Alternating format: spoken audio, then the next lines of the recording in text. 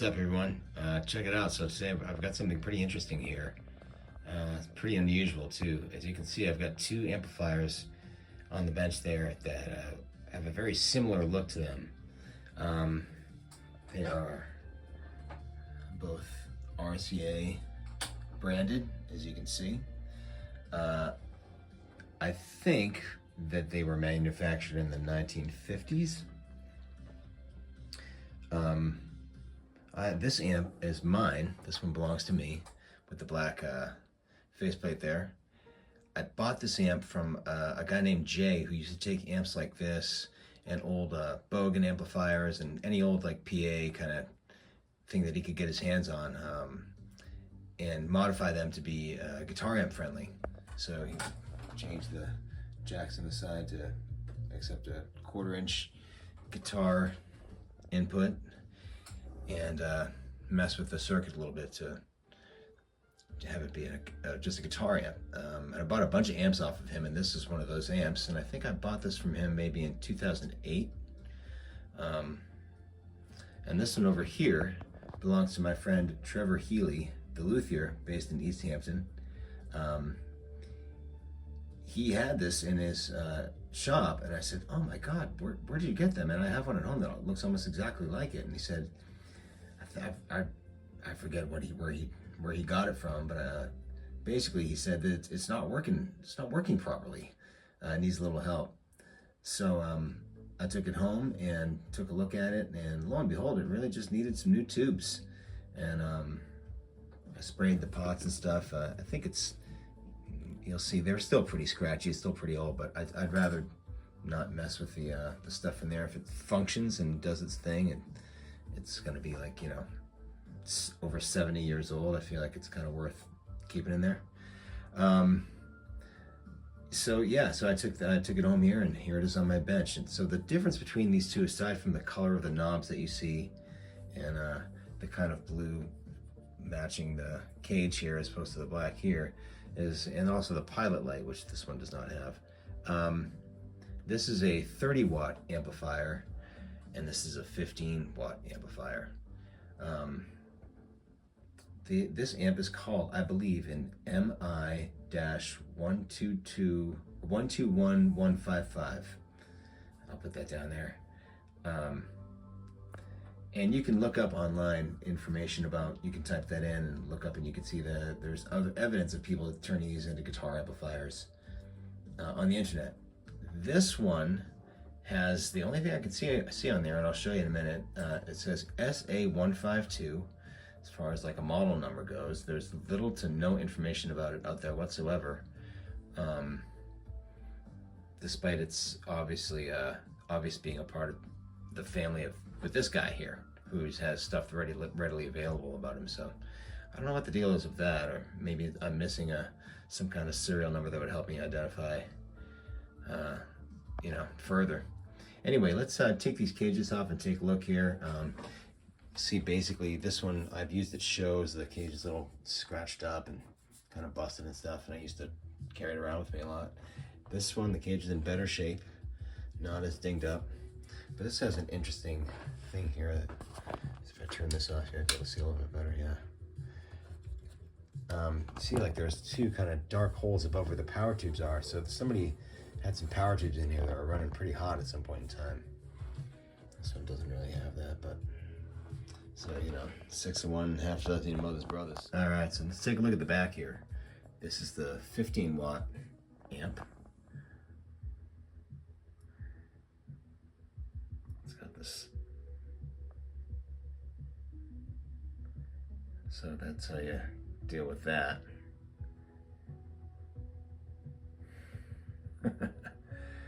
And this is, so you can see 3 different speaker jacks have been added to correspond to 16.8 or 4 ohm speaker being used.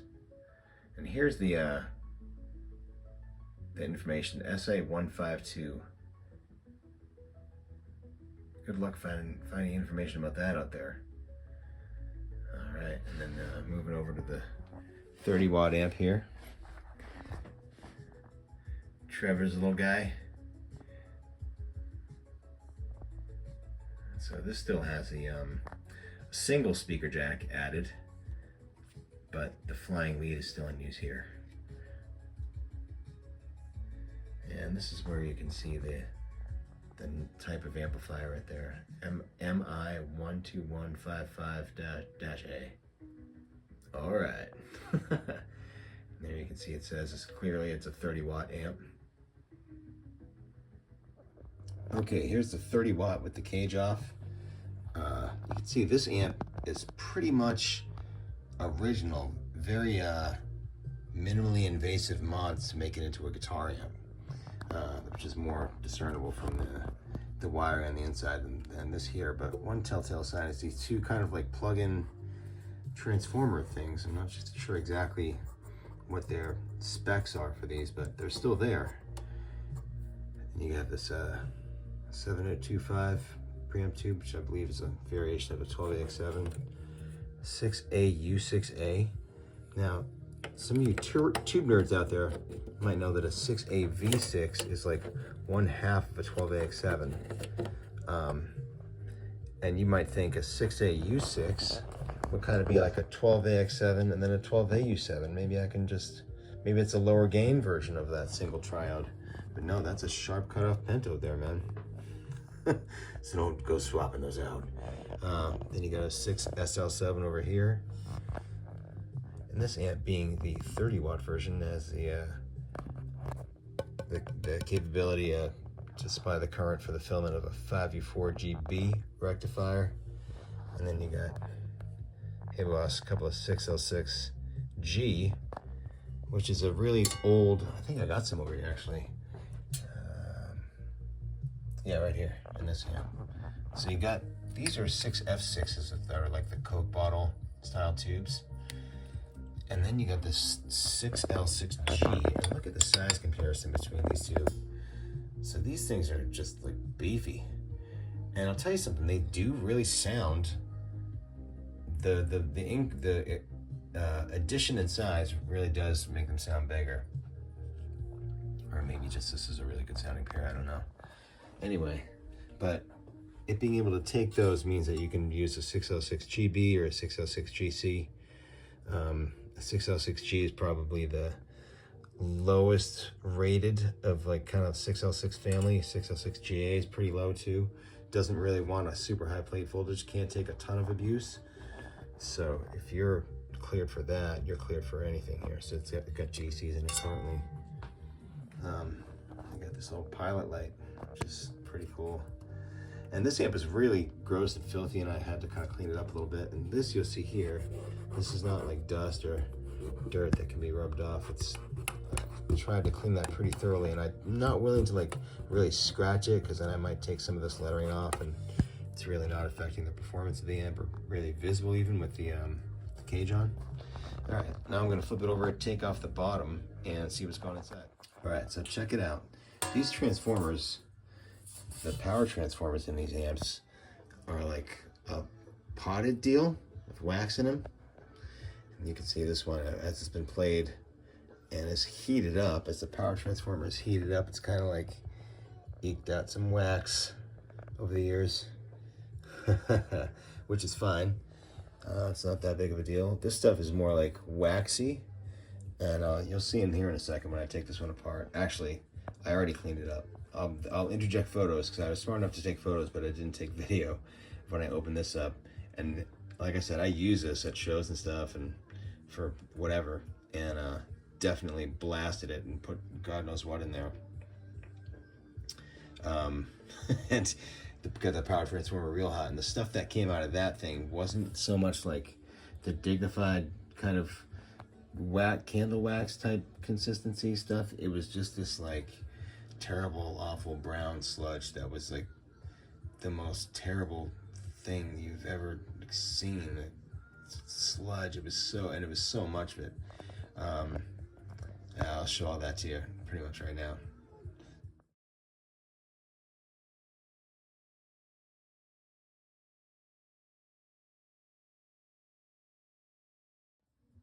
Okay, yeah, here's that lid all cleaned up pretty much. Oh, look, there's a little speck of new stuff there. The endless ooze. All right, anyway, so you get in there and look at this thing. It's really pretty original in a lot of ways. And both amps have this. I get a kick out of this. Look at this terminal strip. It has nothing mounted to it. It's just in case you want to tie something there. Or look, these are obviously all hand wired by, on an assembly line, by a human assembly line who really have to know what they're doing. Maybe if they get tired or make a mistake, it's like you can just tie something there or something. I don't know, man, but it's kind of cool. And these are the sockets for those octal plug-in transformers I was showing you earlier. Look at all these old caps here. Kind of like a bluish version of what people would call a bumblebee cap, I guess, something like that. Yeah, but this is pretty sweet, man. Okay, and this is the inside of the 15 watt with its cage taken off. Transformers are gone. Same 7025, same 6AU6. This capacitor can has been removed and replaced with a wild electrolytic cap thing, Rat King going in there. No, I'm not saying trying to be disparaging about the guy that modded this. It's awesome. 6SL7, same. We got a 5Y3 rectifier instead because we don't need as much current as a 5U4 GB is going to be able to give you. This is curious. 6L6 GB here.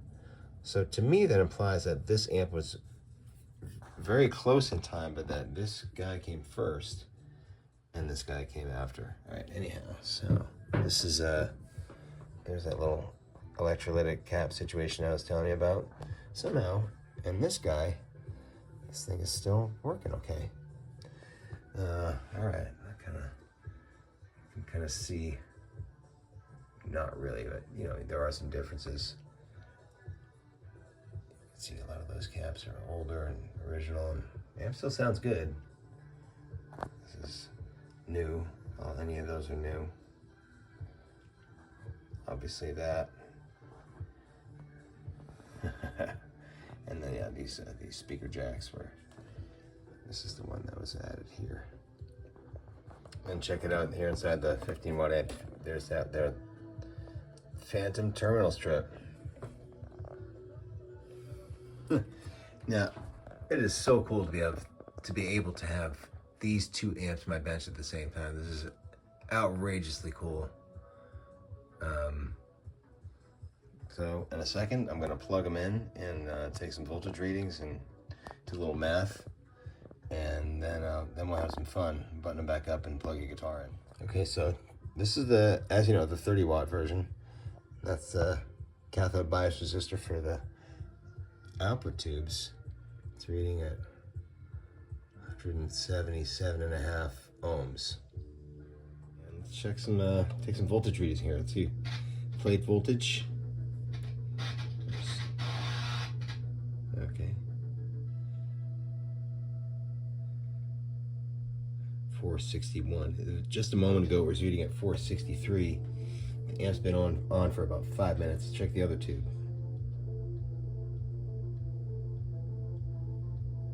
Okay.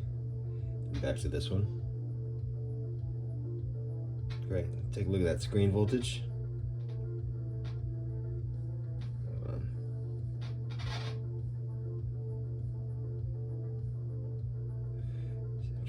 That up there. There you go.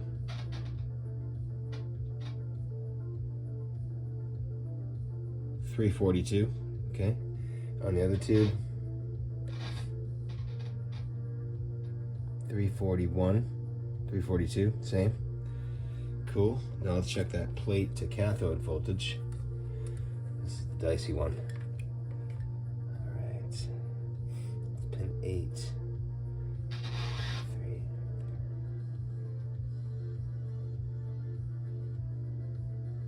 435. All right, let's check cathode to ground. 25.8. It's on pin 1, and see if I can get plate to cathode here on the other output tube. That's a challenge.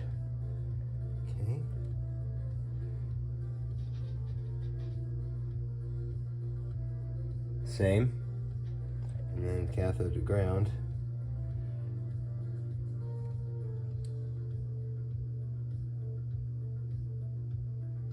Huh.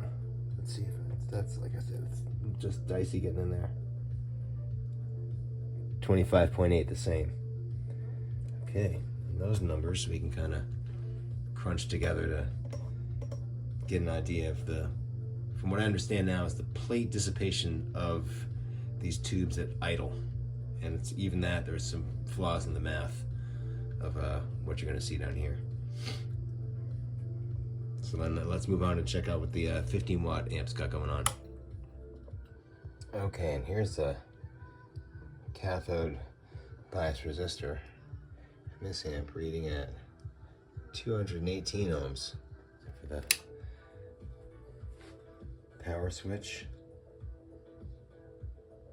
This one, as noted before, this amp does not have a pilot light, which is fine. Okay. Can you guys see that okay? Let's see if I can prop that up with something else. There we go.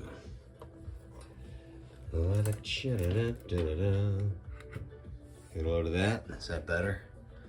Hopefully. All right, cool. So here we go. Let's check this out. The tubes are glowing. Everything's happening. Let's check out the plate voltage on this thing right now. 336. Okay, that's pretty conservative. Plate voltage on the other power tube.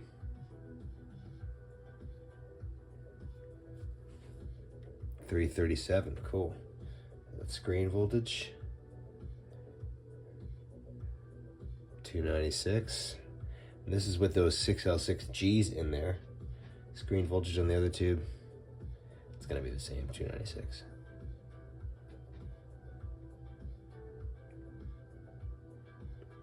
Yeah, there you go. You know what's funny to me is this amp has the markings next to the tube sockets. It says 6L6GB. And I believe the 30 watt amp just says 6L6G. But in actuality, a GB is a higher rated tube, and the 30 watt amp would be better suited with 6L6GBs or 5881s like you see right here. This would be better in this amp, even though this technically matches what this socket is marked for. And other things nobody cares about. All right, let's check out the plate to cathode voltage here. This is going to be an important part of our formula here.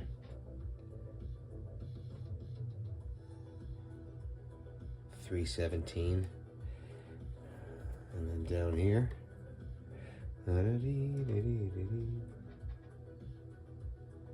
same. Let's check out that cathode to ground for the first tube.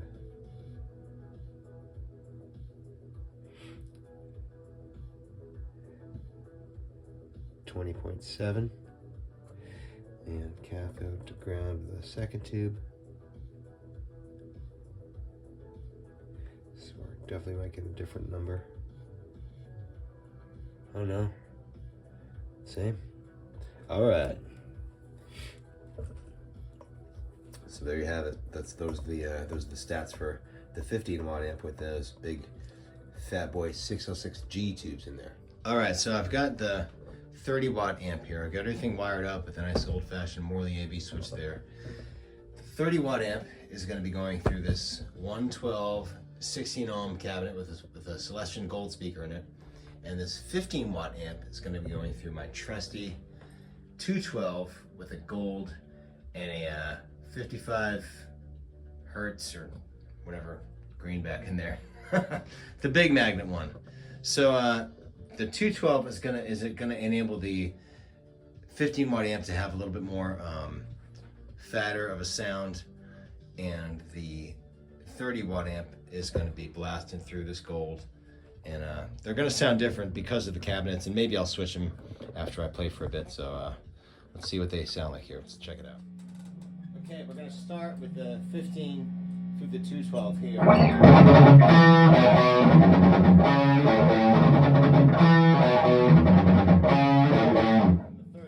30.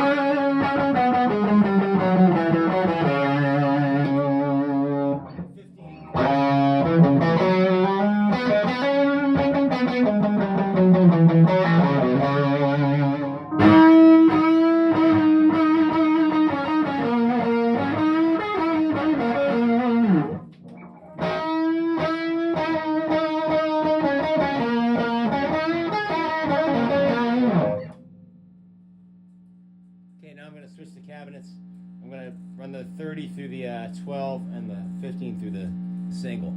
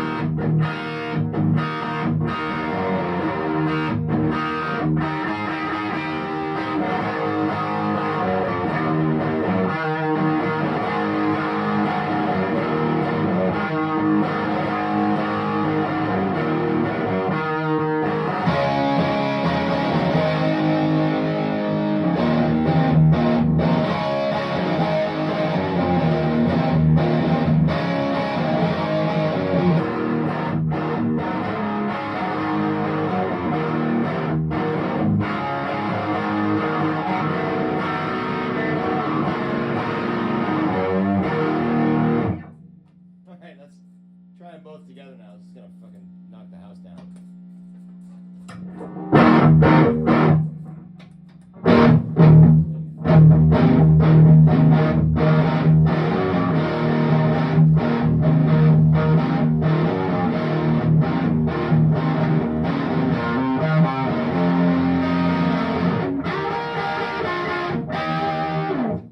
Holy shit. All right, everybody. Thanks for hanging out with me and checking out these two very cool, unique, interesting amplifiers. My ears are ringing something fierce right now, so I'm gonna go, okay, have a good one. See you next time.